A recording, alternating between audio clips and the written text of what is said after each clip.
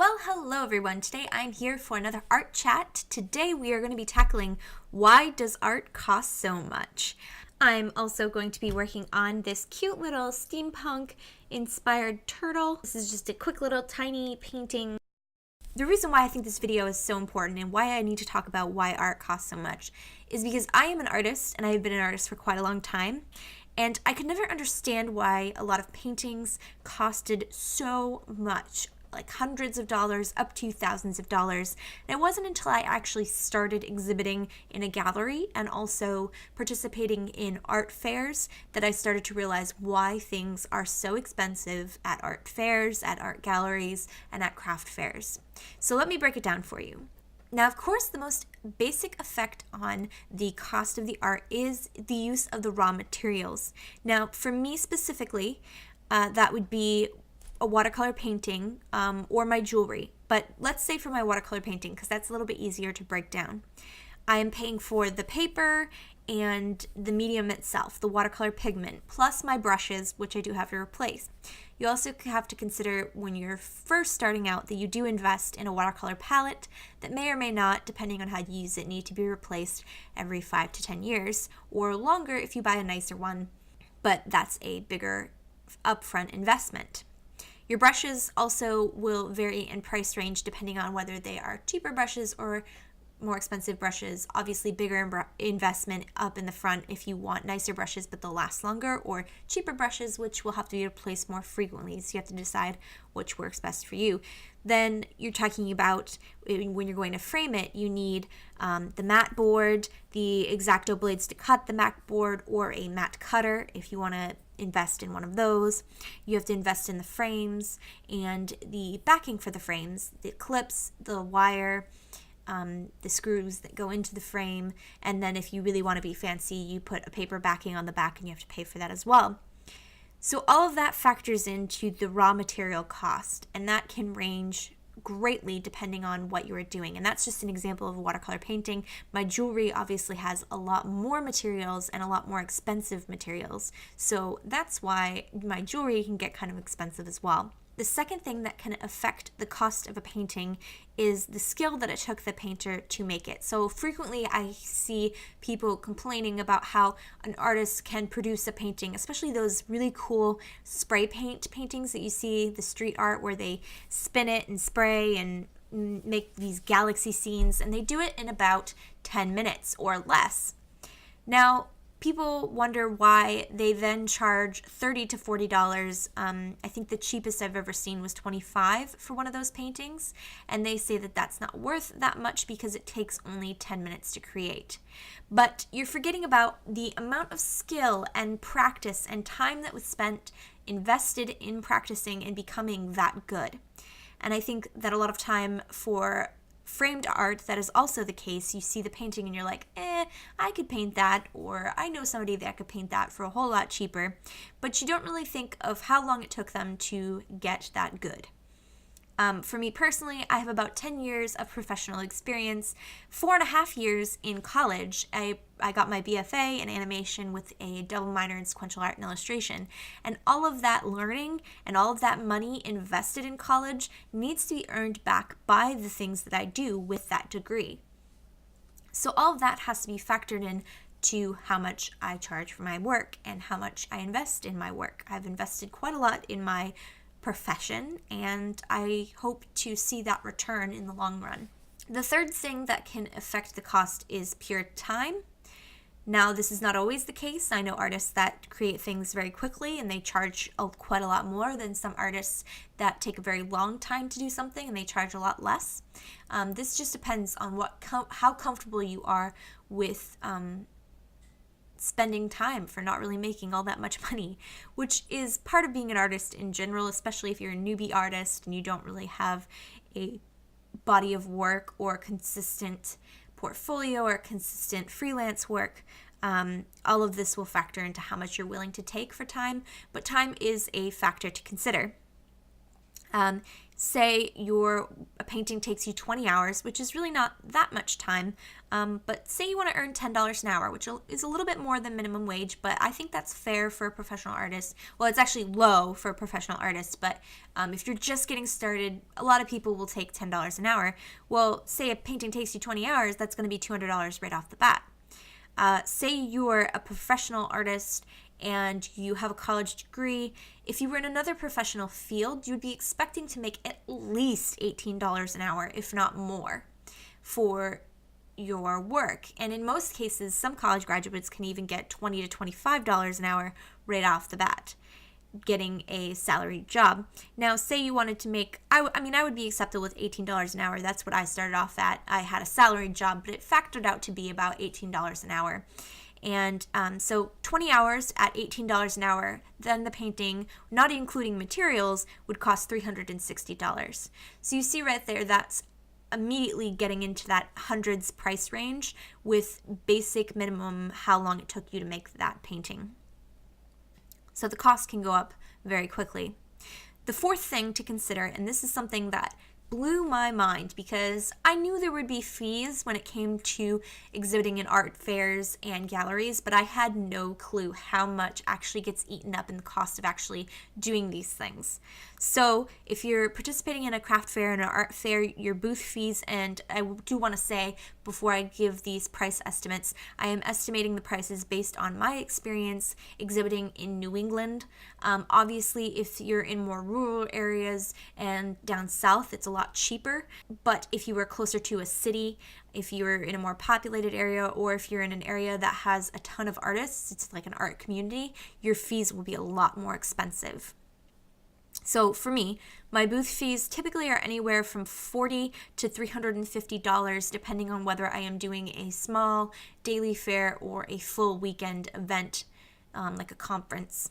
And that's just the straight up booth fees. You don't get that back, and I have lost money. I've actually gone to craft fairs and sat there all day and made less than my booth fee. So I actually lost a lot of money on those days. You also have to factor in when you're going to a craft fair or an art fair, you have to factor in your gas, your mileage, your wear and tear on your car, packing and unpacking the car all of the time, of course, the hours sitting there at the actual fair. So all of that factors into the price cost. And a lot of times, unless you are an extremely good seller or there's a very busy day, you end up losing money. You're lucky to break even. Next for the fees would be your gallery fees, and this can again vary greatly depending on where you live and what's available to you. Here locally in New Hampshire, I'm finding that most gallery spaces, depending on how much space you have allocated, and sometimes you can get discounted rates if you volunteer to sit in the gallery for a certain amount of hours. Typically they're $50 to $300 a month.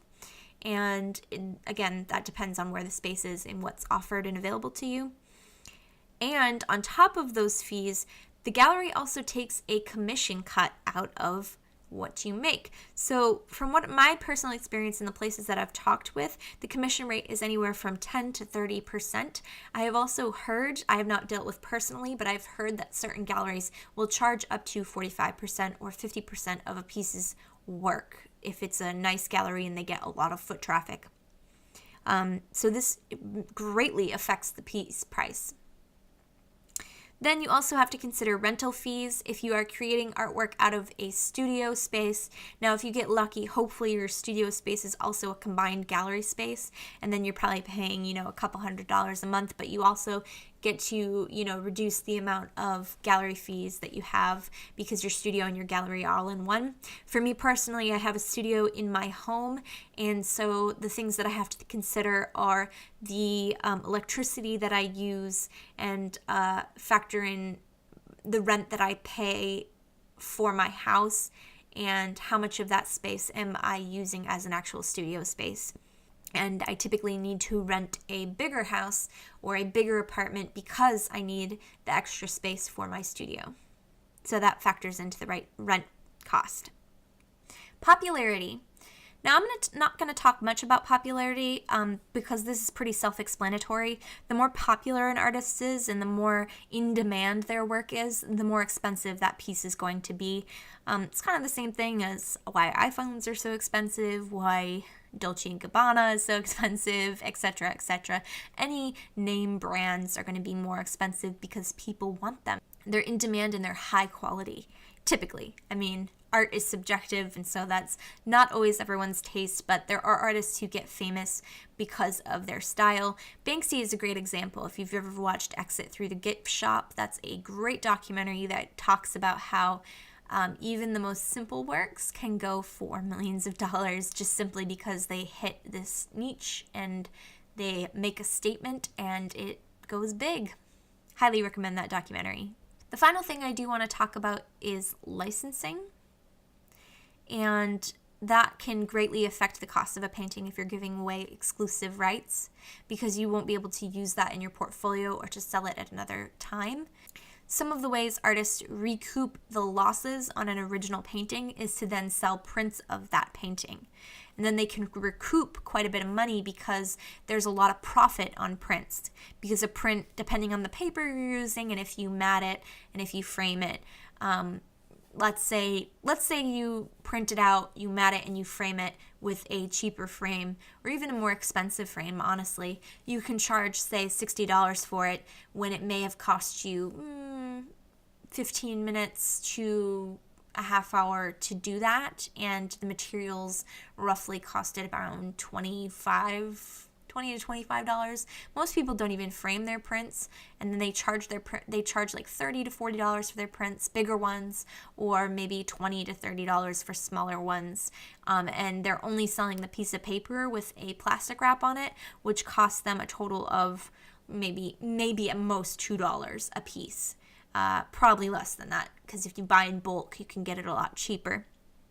So in that sense, I may lose a ton of money on that painting, but if I sell enough prints of it, say I sell 4 or 5 or 6 $20 prints off of it, or $40 prints off of it if they want to get the original size, then I can make back the money that I lost on the original. So that is something to consider. Licensing is more expensive because if you're getting exclusive rights, you will not be able to make those prints and recoup that money. So you're trying to make the most profit you possibly can on that original piece because that's all the money you're ever going to get out of it. So just for those 4 things that I mentioned, materials, skill, time, and fees, I'm going to talk about one of my paintings and break it down to really show you that I'm not making that much money even though the painting I'm charging. So the painting that I finished just recently was Colors of Costa Rica, and I'm charging $350 for that original painting, framed and matted. It's available in the Seacoast Artists Association gallery, and that is the most I've ever charged for a painting, but I am making absolutely nothing off of this painting. If it sells, it probably won't even sell, but if it sells, I still will only make very little off of it. So here's an example. $350 is the total. Then we're going to subtract out $5 because it is a Arches hot press watercolor paper, and it's a rather large sized painting, so $5 for that piece of paper. I would say I used anywhere from $5 to $10 worth of watercolors, and plus wear and tear on my brushes and the factoring in of my paint palettes that I used. I'm going to go down on the lower side just to be optimistic and say that all of that was another $5. Then we have to count the matting, framing, and the wire on the back of the frame. I actually had this done for me because I was in a rush and I didn't have time to cut it, so I paid someone to do it. I was able to use a Michaels coupon, so I was able to get the entire thing for $40, which is actually fairly decent for the frame that I bought and for the mat that I got and for having somebody do it for me. But still, that cuts into the cost. So then I also have to factor in that I entered this piece into the theme show, so that cost me another $20 entrance fee into this specific show. Now on top of that, if the painting sells, they also take a 25% commission off the top of $350, so that comes out to be $87.50. So at this point, I am left with $190.50, which seems not too bad until you break down the fact that this painting took me a little over 50 hours to paint. I'm being actually a little optimistic saying it took me 50 hours. I think it was closer to 55. But at 50 hours, if you divide that down, that means I was making $3.85 an hour. And that's not including my gas costs to drive to and from the gallery, my gas costs to drive to and from Michael's to get the frame. It's not including my time during that time of driving to the gallery, dropping it off, and getting the frame. It is only including my work time. So I'm not even making minimum wage off of a painting that costs $350. And that, I think, is a perfect example of why art costs so much.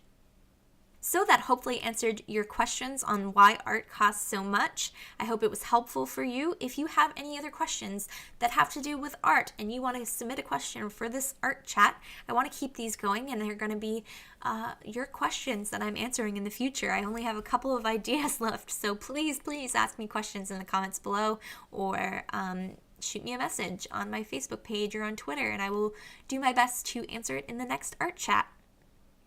Thanks so much for watching. I hope you enjoyed this video, and until next time, remember to live, love, and travel on. Hey, don't forget to subscribe if you liked this video and you want to see more of them, not only to keep up to date with the latest videos, art and travel videos that I'm making, but also because it helps me to keep making more videos. The more subscribers I have allows me more opportunities to create videos and more time to invest in this channel. So please do subscribe to show your support. Thanks so much for watching, and until next time, remember to live, love, and travel on. Bye!